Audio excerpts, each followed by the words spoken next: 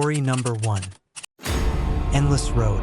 I've always considered myself a seasoned truck driver, accustomed to the long hours and the solitude that comes with traversing Russia's vast and often unforgiving landscapes.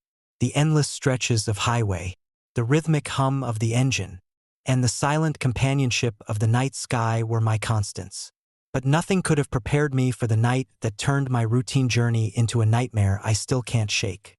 It was late December 2010, a time when the winter in rural Russia was at its peak, with snow piling high and temperatures plummeting well below freezing.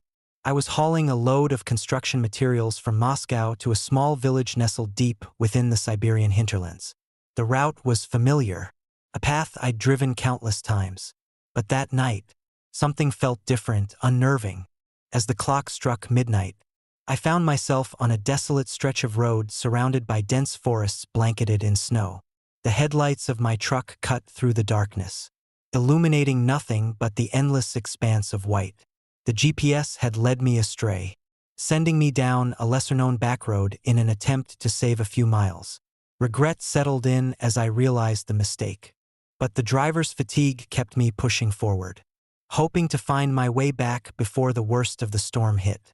Hours passed with no sign of civilization, the road seemingly stretching into eternity. The only sounds were the crunch of snow under my tires and the occasional howl of the wind through the trees. My mind began to wander, thoughts of home and the warm embrace of my family keeping me alert despite the exhaustion.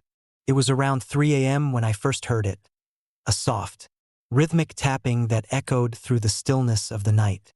At first, I dismissed it as the wind playing tricks on my senses. But the tapping grew louder, more deliberate, as if someone or something was knocking on the side of the road. I glanced at the side mirror, half expecting to see another vehicle or perhaps an animal seeking refuge. But there was nothing. Unease settled over me, and I decided to pull over and investigate. The truck skidded to a halt on the icy shoulder, the engine idling as I grabbed my flashlight and stepped out into the bitter cold. The snow swirled around me, obscuring my vision, making it difficult to see anything beyond a few feet. The tapping continued, now accompanied by a faint, almost human voice whispering my name. Dmitri, Dmitri. My heart raced as I scanned the darkness, the beam of my flashlight cutting through the night like a knife. That's when I saw it. A towering shadowy figure standing at the edge of the road, partially obscured by the swirling snow. It was human in shape but unnaturally tall, its presence both mesmerizing and terrifying. The figure stood motionless, staring directly at me with hollow, red eyes that seemed to burn through the darkness. Before I could react, the figure began to move towards me, the steps heavy and deliberate, leaving deep impressions in the snow with each stride. Panic surged through me, adrenaline fueling my desperate need to escape. I fumbled with the keys, trying to unlock the door, but my hands were numb from the cold. The figure loomed closer, its red eyes never wavering, a silent threat hanging in the air, summoning every ounce of courage. I finally managed to unlock the door and slam it shut, the sound reverberating through the quiet night. I slammed the accelerator, tires struggling against the slick snow as I sped away from the figure. Glancing in the rearview mirror, I saw it standing at the side of the road, watching me with those haunting red eyes. My mind raced, questioning what I had just encountered. Was it a ghost, a demon, or something else entirely? The road seemed endless, the same back road stretching out before me with no sign of an exit. The tapping and whispering persisted, the voice growing louder, more insistent. Dmitri, don't leave. Stay. Fear gnawed at me as I realized that no matter how fast I drove, I was never getting any closer to civilization. Every turn I took seemed to loop me back to the same desolate stretch, the forest pressing in on all sides like a living entity intent on trapping me within its icy grip. Hours turned into what felt like an eternity, the night stretching on with no end in sight. My truck's heater fought a losing battle against the freezing temperatures, and the tapping from the side of the road became a constant, unnerving presence. I tried to shake off the fear, telling myself it was just my imagination, a product of isolation and exhaustion. But deep down, I knew something was wrong, something far beyond the natural. Just as dawn began to break, the tapping ceased, replaced by an oppressive silence that felt heavy and suffocating. The first rays of sunlight struggled to penetrate the thick blanket of snow, casting an eerie glow over the landscape. Exhausted and desperate, I decided to keep moving, hoping to finally find my way back. As I continued down the seemingly endless road, the truck's engine began to sputter and die, the heater giving out completely.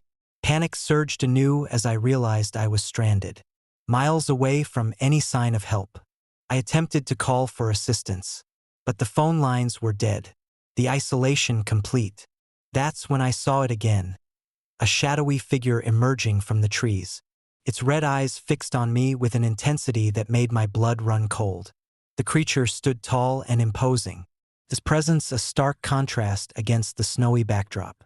This time, there was no tapping, no whispering, only the unyielding gaze of the entity that had haunted my every mile. Desperate to survive, I reached for my phone, attempting to signal for help, but the device was lifeless in my hand. The figure began to move forward, each step deliberate and heavy, the snow crunching beneath its feet. I slammed my foot on the accelerator, the truck jerking forward, tires struggling against the snow-covered road.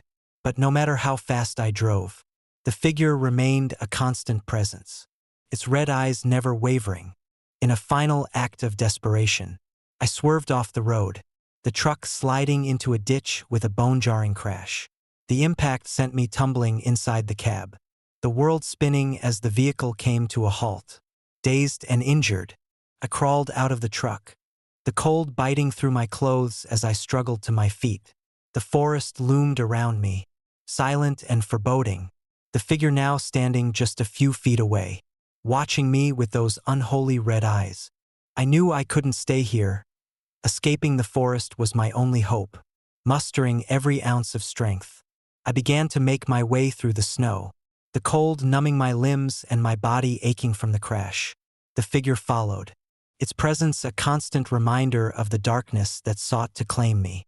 Every step felt like a battle against the cold and the fear that threatened to consume me. Hours passed as I navigated the treacherous terrain, the first light of dawn breaking over the horizon and casting a pale glow on the snow-covered landscape. Exhausted and on the brink of collapse, I finally stumbled upon a small, abandoned cabin nestled deep within the forest. With nothing left to lose, I pushed open the door, seeking shelter from the bitter cold. Inside, the cabin was dark and silent, the air thick with dust and the lingering scent of decay. I lit a match, the small flame providing a fleeting sense of warmth and comfort. But the moment the light flickered, the cabin seemed to come alive with a presence that chilled me to the bone. The figure stood at the window, its red eyes glowing ominously in the dim light. "You shouldn't have left," it whispered, the voice echoing through the small space like a haunting melody. Terrified, I backed away, my mind racing for a way out. The match burned out, plunging the cabin into darkness once more. I knew I had to leave, but the door seemed to resist my every attempt, the lock frozen shut by an unseen force. Panic threatened to overwhelm me as I felt the figure's presence pressing in, the sorrowful yet malevolent intent clear, summoning every ounce of courage. I reached for my phone, hoping against hope that the device would miraculously come to life and save me from this nightmare. As my fingers touched the screen, a surge of energy shot through the cabin, the room trembling with an unseen force. The figure let out a guttural growl, its form beginning to distort and fade, the red eyes dimming as it dissipated into the darkness. The cabin fell silent, the oppressive presence lifted as if it had never existed. My phone buzzed to life, the battery inexplicably recharged, and I quickly dialed for help, my voice hoarse and shaking as I relayed my location and the events that had transpired. Rescue arrived hours later, the search party finding me barely conscious but alive, stranded and traumatized by the encounter. I was airlifted to the nearest hospital, the memory of the haunted road and the relentless figure forever etched into my mind. The authorities conducted a thorough investigation, but no trace of the figure was ever found, only the remnants of the crashed truck and the endless stretches of snow-covered road that led nowhere. In the months that followed, I couldn't escape the haunting memories of that night, the red eyes that watched me, the rhythmic tapping that led me astray, and the endless loop of the same desolate road. All became symbols of a darkness that refused to be forgotten. I vowed never to drive through that cursed stretch again, the fear of encountering the unknown keeping me firmly away from the haunted forest that had almost claimed my life. Years have passed since that harrowing night, but the story number 2. Echoes in the storm. I've always found peace in the vast expanse of my farm. The rolling fields stretching out under the endless Australian sky, a testament to nature's unyielding beauty. Living alone in the rural outskirts of New South Wales, my days were filled with the rhythms of farming, tending to livestock, maintaining fences, and ensuring that every crop thrived under the unforgiving sun. The nights, though solitary, were comforting, the sounds of crickets and the distant call of owls lulling me into a sense of tranquility.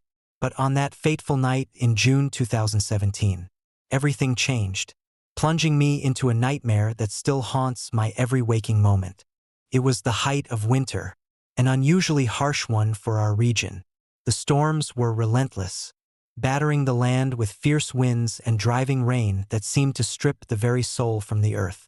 My farmhouse stood sturdy against the onslaught, a beacon of warmth and safety amidst the chaos of the storm. As I sat by the fireplace, sipping a hot cup of tea, the power flickered and went out, plunging the house into darkness. I lit a lantern, the flickering flame casting long, dancing shadows across the room. The storm raged outside, the wind howling like a banshee's cry, the rain lashing against the windows with merciless intensity. Couldn't sleep, my mind restless with thoughts of the storm's fury. That's when I heard it, a soft, rhythmic knocking coming from the shed at the far end of the property. At first, I dismissed it as the storm's wrath causing debris to strike the structure. But the knocking continued, persistent and deliberate, echoing through the night. My heart pounded in my chest as I grabbed my flashlight and made my way toward the shed. The path was slick with rainwater, the ground muddy and treacherous. Each step felt heavy, the anticipation building with every moment. As I approached the shed, the knocking grew louder, more insistent, as if someone was desperately trying to get my attention. I reached the door, my hand trembling as I reached for the handle. Taking a deep breath, I pushed it open, the hinges creaking in protest. Inside, the shed was dimly lit by the flashlight's beam, revealing rows of tools and equipment haphazardly arranged on shelves. The air was thick with the scent of wet wood and rusted metal, a stark contrast to the warmth of the farmhouse. I scanned the room, searching for any sign of movement, but saw nothing, just the inanimate objects that filled the space. The knocking had ceased, replaced by an oppressive silence that pressed down on me like a physical weight. I stepped further inside, my flashlight catching the reflection of something in the corner of my eye. Turning slowly, I saw a tall figure standing against the far wall. His back turned to me. The man was dressed in a long, dark coat, his silhouette imposing against the shadows. For a moment, I froze, unable to process what I was seeing. I called out, my voice barely above a whisper. "Hello? Can I help you?" The man didn't respond, his posture unchanged as he remained still in the darkness, summoning every ounce of courage. I took a step forward, my flashlight trembling in my hand. As I drew closer, the man suddenly vanished, disappearing into thin air as if swallowed by the night itself. My breath caught in my throat, and I stumbled back, my mind racing with fear and confusion. Was it a trick of the light, a hallucination brought on by the storm and exhaustion? Or was there something more sinister at play? Shaken, I hurried back to the farmhouse, the storm still raging outside. I locked the shed door behind me, my hands trembling as I tried to steady my racing heart. The rest of the night passed in a blur of anxiety and sleeplessness. The memory of the mysterious figure etched into my mind like a scar. The next morning, the storm had subsided, leaving behind a serene but eerie calm. I ventured out to inspect the shed, the early light revealing the aftermath of the previous night's ordeal. To my horror, I found wet footprints leading away from the shed and into the adjacent field. The muddy prints vanishing as they reached the edge of the property. They were large, the same height as the figure I had seen, their presence a chilling confirmation that I wasn't alone. Determined to uncover the truth, I reached out to the local authorities and shared my experience. First, they were skeptical, dismissing it as a result of the storm's chaos or an overactive imagination fueled by isolation. But as more details emerged, their interest peaked. They revealed that the area surrounding my farm had a dark history. Stories of a man named Ivan Petrov who had lived on the land decades ago. Ivan was a reclusive figure, known for his solitary nature and mysterious disappearances. In the winter of 1995, Ivan vanished without a trace, leaving behind only rumors of foul play and whispers of a restless spirit bound to the land. Local legends spoke of Ivan's tragic end, caught in a violent storm much like the one I had experienced. His body never recovered. It was said that his spirit wandered the fields and woods, unable to find peace, his anguish manifesting as ghostly apparitions seeking closure. These tales were mostly dismissed as old wives' tales, but the evidence I had uncovered suggested a haunting that couldn't be ignored. Armed with this knowledge, I began to piece together the puzzle of Ivan's disappearance. I visited the local library, poring over old newspaper clippings and archival records, uncovering fragments of his life and the circumstances leading up to his vanishing. What I found was a story of isolation and despair. A man pushed to the brink by personal tragedies and the unforgiving nature of the land he called home. Determined to help Ivan find peace, I decided to hold a memorial at the shed, a gesture of respect and an attempt to bridge the gap between the living and the dead. I invited neighbors and members of the community, hoping that collective acknowledgement would help ease Ivan's restless spirit. As we gathered, the sky darkened, clouds rolling in as if echoing the sorrow that hung heavy in the air. We lit candles and placed offerings around the shed, the flickering flames casting a warm glow that contrasted with the chill of the winter air. I spoke words of remembrance and understanding, hoping that Ivan's spirit would hear and find the closure it so desperately sought. As the ceremony concluded, a sense of calm settled over the gathering, the oppressive weight lifting as if the land itself had been soothed. That night, as I sat by the fireplace, I felt a profound sense of peace. The memory of Ivan's apparition had faded, replaced by a serene stillness that enveloped my farm. The next morning, I discovered that the wet footprints had vanished, leaving no trace of their existence. It was as if the land had accepted our tribute, releasing Ivan's spirit from its eternal torment. In the months that followed, the haunting occurrences ceased, the whispers and apparitions becoming a distant memory. The farm returned to its peaceful routine, the land reclaiming its tranquility under the watchful eye of the sun and the stars. But the experience left an indelible mark on me, a reminder of the thin veil that separates our world from the spirits that linger in the shadows. Years have passed since that harrowing night, but the lessons learned remain etched in my heart. Sometimes, when a storm brews on the horizon and the winds howl through the fields, I catch a glimpse of a tall figure standing at the edge of the shed, watching over the land with solemn eyes. It serves as a gentle reminder that some spirits never truly leave, their presence a testament to the enduring power of remembrance and the compassion that bridges the gap between life and death. And as I continue to tend to my farm, I honor Ivan's memory, ensuring that his story is never forgotten and that the echoes of his sorrow are transformed into a legacy of peace and understanding. The land we share holds countless stories, some of beauty and others of pain, but each one deserves to be heard and respected. a testament to the intricate tapestry of life and the spirits that walk alongside us in the quiet moments of the night. Story number 3. Whispers in the Haunted Pines. I've always been drawn to the serene isolation that only a remote forest can offer. The idea of escaping the relentless pace of city life and immersing myself in nature's embrace was the perfect antidote to the stress that had been mounting over the past few months. So, when my friends Aiko, Kenji, and Mei proposed a camping trip to the secluded Heinekage Forest in rural Japan, I jumped at the chance. Little did we know, our weekend getaway would plunge us into a nightmare that would forever change our lives. Heinekage Forest was known among locals as a place of unparalleled beauty and unsettling legends. Nestled away from the bustling towns, its dense woods were a haven for wildlife and a playground for those seeking solitude. But with its pristine beauty came stories of unexplained phenomena and eerie occurrences that made even the bravest souls hesitant to venture too deep into its heart. We arrived on a chilly autumn afternoon, the sky painted with hues of orange and purple as the sun began to set behind the towering pines. The forest was quiet, the only sounds being the rustling of leaves and the distant call of an owl. We set up our tents near a small clearing, the air crisp and filled with the earthy scent of pine and damp soil.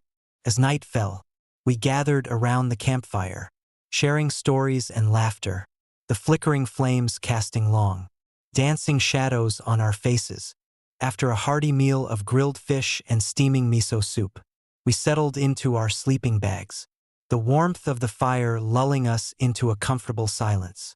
The first few hours passed peacefully, the night sky clear and the stars twinkling like distant diamonds.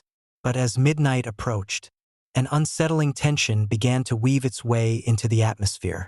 It started with a soft, rhythmic knocking sound, faint at first but gradually growing louder.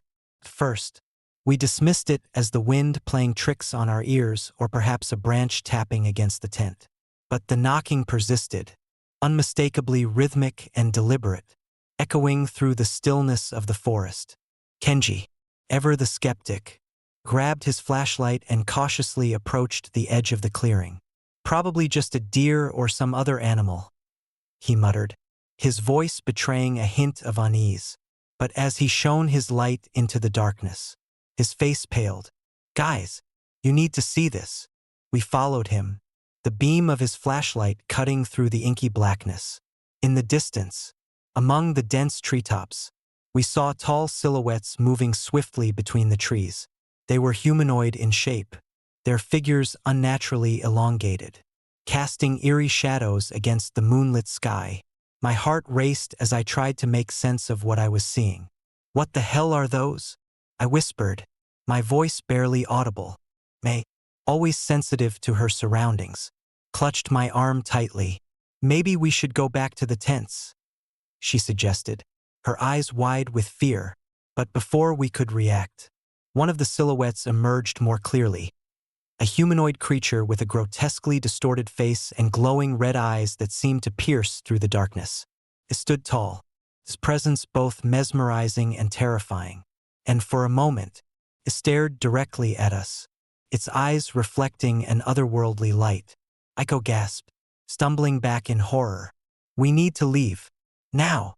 Panic surged through us as we hurried back to our tents, the rhythmic knocking intensifying, now accompanied by soft, mournful whispers that seemed to emanate from the very trees surrounding us. The air grew colder, the night seemingly pressing in on us with a malevolent intent. We scrambled to pack our things, our hands shaking uncontrollably as we tried to make sense of the unfolding nightmare. As we hurried through the clearing, the forest seemed to come alive around us. Branches swayed unnaturally, the leaves rustling with an eerie urgency, and the silhouettes of the creatures followed us, their red eyes glowing ominously in the darkness. The path back to our car felt endless, the forest stretching out in an unending maze designed to trap us within its haunted depths. Finally, we reached our vehicle, our breaths ragged and our hearts pounding in our chests. I fumbled with the keys, desperate to unlock the door. But the rhythmic knocking had now enveloped the entire clearing, making it nearly impossible to hear anything else. Just as I managed to open the door, the first of the creatures lunged toward us, their movements swift and predatory. Without a second thought, I slammed the door shut and locked it, the sound of their growls and the relentless knocking reverberating through the night. We jumped into the car, the engine roaring to life as I accelerated away from the clearing. Glancing in the rearview mirror, we saw the silhouettes of the creatures standing at the edge of the forest, their red eyes watching us with an unholy intensity. The rhythmic knocking persisted, a haunting reminder that whatever we had encountered was not bound by the rules of our reality. The drive back to the campsite was a blur of fear and adrenaline. The forest loomed behind us, its shadows stretching out like dark tendrils, trying to ensnare us in their grasp. When we finally reached the safety of the clearing where we had set up camp, we piled into the car and sped away, the sounds of the haunted forest fading into the distance but never fully leaving our minds.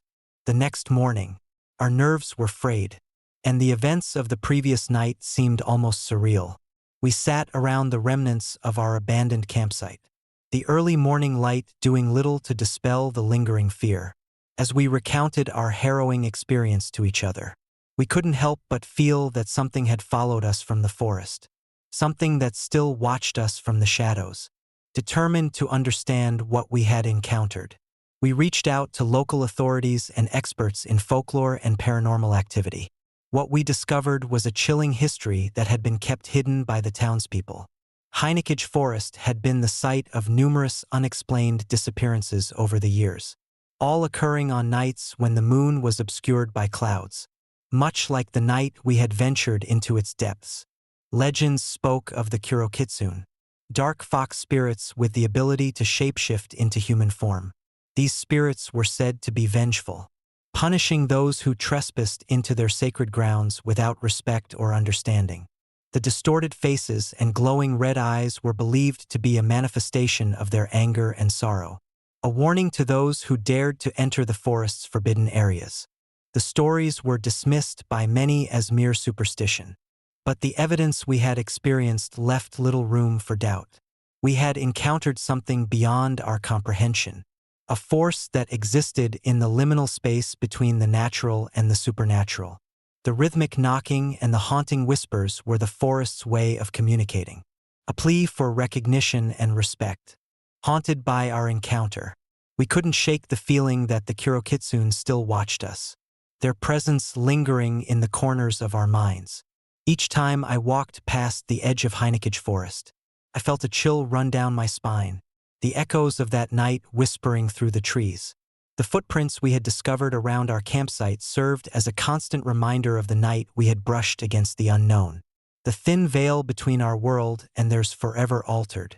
In the years that followed, our story became a cautionary tale, a reminder of the mysteries that lie hidden in the depths of nature.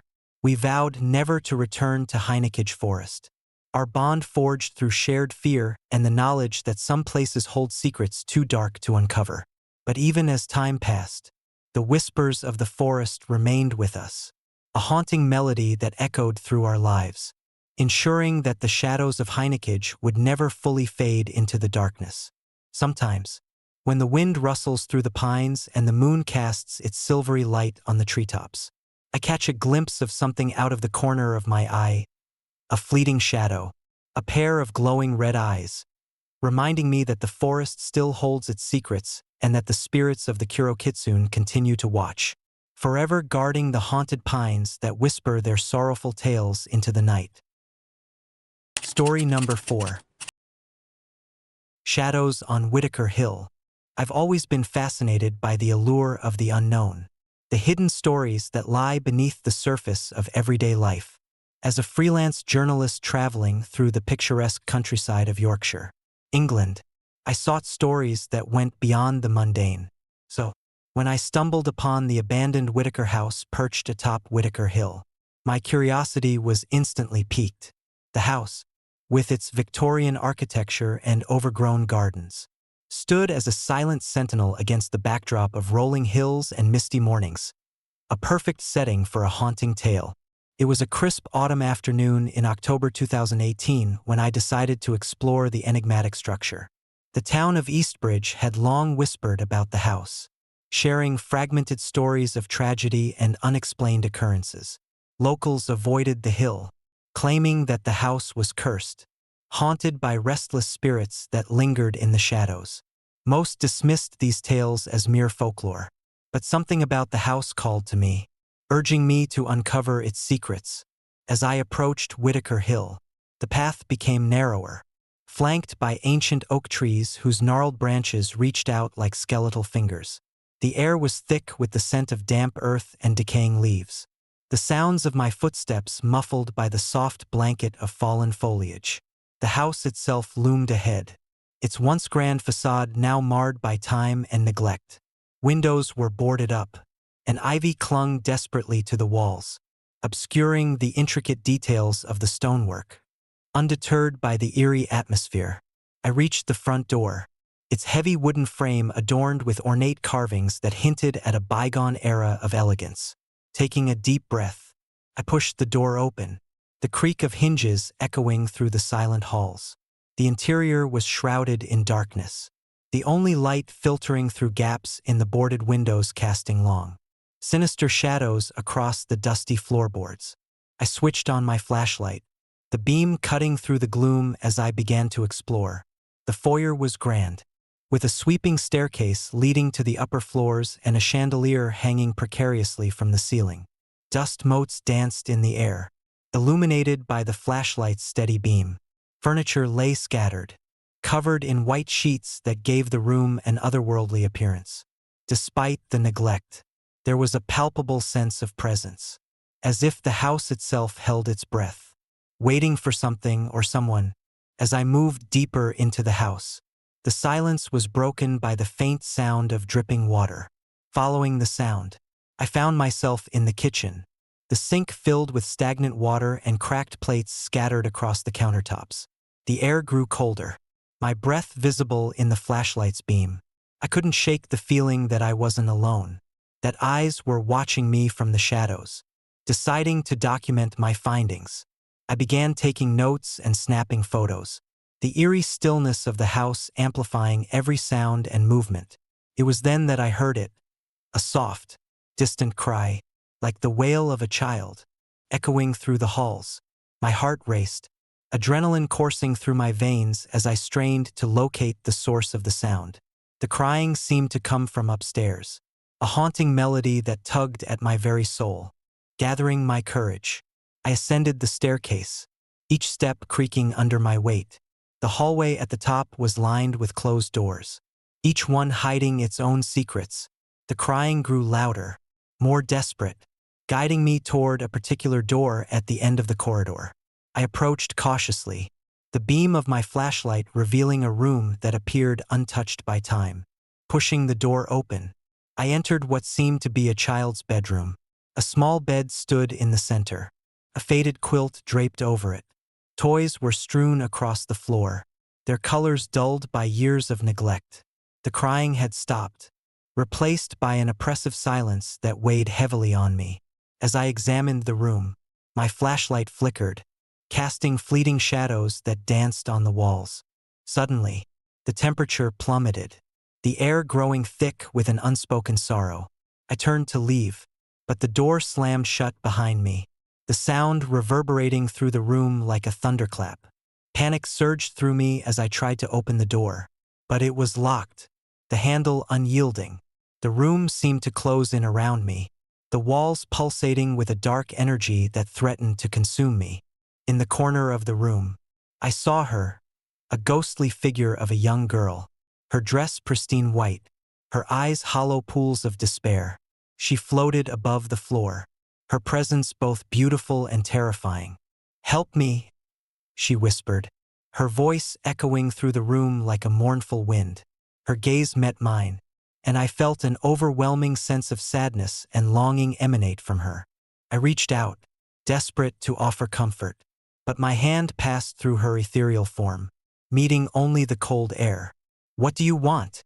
I asked, my voice barely above a whisper. Tears welled in her spectral eyes as she pointed toward the window. "Find him, find him," she implored, her voice cracking with emotion.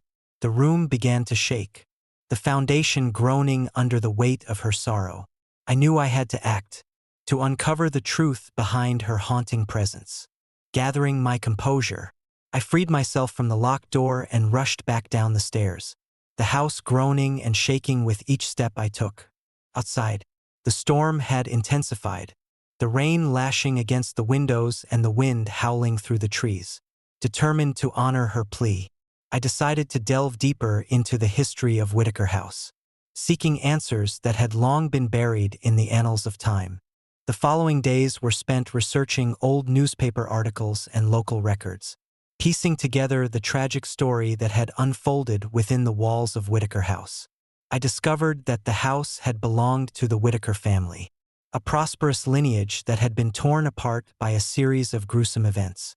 Decades ago, in the winter of 1948, a devastating fire had consumed the house, claiming the lives of the entire family, parents and children alike. The community had been left in shock, unable to comprehend the swift and merciless nature of the tragedy. Whispers of curses and restless spirits had surfaced in the aftermath, with many believing that the Whitaker family had been victims of foul play rather than an accident. Unsolved questions and lingering doubts had fueled the legends, turning Whitaker House into a place of fear and fascination.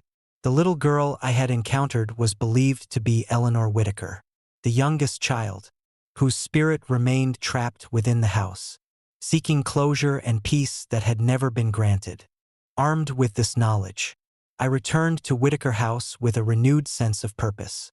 Maria, my sister, joined me, her presence a source of strength and support. Together, we sought to bring peace to Eleanor's restless spirit, to finally lay her memories to rest and end the cycle of haunting that had plagued the house for so long. That night, under a sky heavy with clouds and the promise of another storm, we approached the house once more. The atmosphere was thick with anticipation and fear, the house standing silent and foreboding against the darkened landscape. As we entered, the air grew colder, the oppressive energy of the house pressing down on us like a physical force. We made our way to Eleanor's bedroom, the site of our previous encounter. Lighting candles and arranging offerings of flowers and toys, we performed a simple ceremony of remembrance and respect, honoring the lives that had been lost within these walls. As we chanted softly, the temperature dropped further, the air vibrating with an unseen presence. Eleanor's apparition appeared once more, her form more defined, her eyes now reflecting a glimmer of hope. "Thank you," she whispered, her voice filled with gratitude. The candles flickered, casting a warm glow that seemed to dissolve the darkness around us. The room began to shimmer, the oppressive weight lifting as Eleanor's spirit found the peace it had long been denied. With tears in our eyes, we watched as her form slowly faded, the room returning to its former state of stillness and silence. The haunting presence that had plagued Whitaker House for so long was finally gone, replaced by a serene calm that filled the air. Leaving the house that night, Maria and I felt a profound sense of relief and accomplishment. We had given Eleanor the closure she had sought, breaking the cycle of sorrow and haunting that had defined Whitaker House for decades. The legends and fears that had surrounded the house began to dissipate, replaced by a newfound respect for the memories that had once lingered in the shadows. In the months that followed, Whitaker House underwent restoration, the once abandoned structure being brought back to life. The local community found solace in knowing that the restless spirits had been laid to rest, and the house once again became a symbol of resilience and healing. The story of Eleanor Whitaker and the haunting cries from the cornfield became a tale of compassion and understanding, a reminder that sometimes the spirits of the past seek nothing more than acknowledgement and peace. But sometimes, when the wind rustles through the trees and the moon casts its silvery light on Whitaker Hill, I catch a glimpse of something, an echo of a child's laughter or the soft flutter of a white dress. It serves as a gentle reminder that the past is never truly forgotten. and that the spirits we honor continue to watch over us, their stories forever intertwined with our own. Years have passed since that transformative autumn, but the lessons learned and the bonds forged remain etched in my heart. Whitaker House stands as a testament to the power of empathy and the enduring connection between the living and the dead. And as I continue my journey through the countryside, I carry with me the echoes of the past, a silent promise to listen to the whispers that call out from the shadows, ensuring that no story goes unheard and no spirit remains forgotten. Story number 5. Whispers in the Cornfield. I've always found peace in the sprawling expanse of my Iowa cornfields, the rhythmic rustling of the stalks swaying in the wind, the scent of earth after a fresh rain, and the vastness that stretches out to the horizon. These were the comforts that kept me grounded. Farming was more than a livelihood. It was a connection to the land, a bond forged through generations. But in the winter of 2010, that connection unraveled, revealing a darkness I never knew existed. It was a particularly harsh December. The cold was biting, and the nights seemed interminably long. The cornfields, usually silent except for the occasional nocturnal creature, felt oppressive under the blanket of snow. I had been hearing it for weeks, soft, plaintive cries echoing through the night from the heart of the corn. First, I dismissed them as the wind playing tricks, or perhaps an animal in distress. After all, the corn was vast, and sounds could carry far in these open fields. But the cries persisted, growing clearer and more desperate with each passing night. They sounded like a child's, full of sorrow and fear, cutting through the stillness like a knife. I couldn't shake the feeling that something was terribly wrong. My wife, Maria, noticed my unease. "Maybe it's just someone lost," she suggested one evening, her brow furrowed with concern. I wanted to believe her, to rationalize the inexplicable noises, but deep down, a gnawing dread began to take root. The local folklore had always hinted at restless spirits in these parts, stories of accidents and tragedies that had left lingering specters haunting the fields. Most villagers dismissed them as old wives' tales, but I couldn't ignore the mounting evidence. One night, the cries were louder than ever, piercing the silence with their mournful intensity. Determined to find out what was causing them, I grabbed my flashlight and headed out into the cold, the snow crunching under my boots as I made my way toward the source. The cornfield was a maze of tall stalks, their edges frosted with ice, making it difficult to see far ahead. As I navigated through the rows, the cries grew louder, guiding me deeper into the heart of the field. My breath came out in visible puffs, each exhale mingling with the swirling snowflakes. The flashlight's beam danced across the rows, illuminating the eerie stillness that surrounded me. Suddenly, the crying stopped. An oppressive silence settled over the field, broken only by the distant howl of a lone coyote. Heart pounding, I pressed forward, my instincts screaming that I was being watched. The cries had ceased, but an overwhelming sense of being followed lingered in the air. Just as I began to doubt my senses, I saw her, a small, ghostly figure standing in a clearing up ahead. She was dressed in a tattered white dress, her hair matted and tangled, obscuring her face. Her eyes, though hollow, seemed to burn with an unnatural light, staring directly at me with an intensity that sent shivers down my spine. "Help me," she whispered, her voice barely audible over the howling wind. Frozen in fear, I watched as she slowly raised her hand, pointing deeper into the cornfield. Before I could react, the figure dissolved into the snowstorm, leaving behind only the echo of her plea. I stood there, paralyzed, until I could no longer deny the reality of what I had just witnessed. The cries, the apparition, it was all too real. I stumbled back to the farmhouse, my mind racing with questions and fear. Maria was waiting for me, her expression a mix of worry and skepticism. "What happened?" she asked, concern etched on her face. "I saw her," I managed to say, my voice trembling. "A little girl. She was crying and asking for help." Maria took my hand, her touch grounding me, Maybe we should call someone. There might be someone lost out there. But as I reached for my phone, I hesitated. The incident had rattled me more than I cared to admit, but the rational part of my mind still sought answers. I think I need to find out more about this place, I said, my determination overriding my fear. The next morning, I delved into the archives at the local library, searching for any records or stories that could explain the haunting cries. What I found was a tragic tale from 20 years prior, a horrific accident on Ashford Road, just a few miles from my farm. A young girl named Clara Hernandez had been involved in a car crash. Her life cut short in the icy embrace of the winter night. Her family had never recovered, and whispers of her restless spirit had circulated ever since. According to the records, Clara had been on her way home from a visit to her grandparents' farm when her car skidded off the road, crashing into the dense cornfield. Her body was never found, and the search parties had given up hope after days of searching. The town had never officially closed the case, leaving Clara's fate shrouded in mystery and sorrow. Armed with this new information, I felt a renewed sense of purpose. The cries, the apparition, it all pointed to Clara's spirit. Trapped in a cycle of anguish and longing for closure, I decided to return to the cornfield, determined to help her find peace. Maria insisted on coming with me, her presence a source of strength and comfort. That night, under a blanket of stars, we made our way back to the cornfield. The air was still, the snow reflecting the silvery light of the moon. As we reached the clearing where I had first seen Clara, the temperature dropped sharply, the cold seeping into our bones.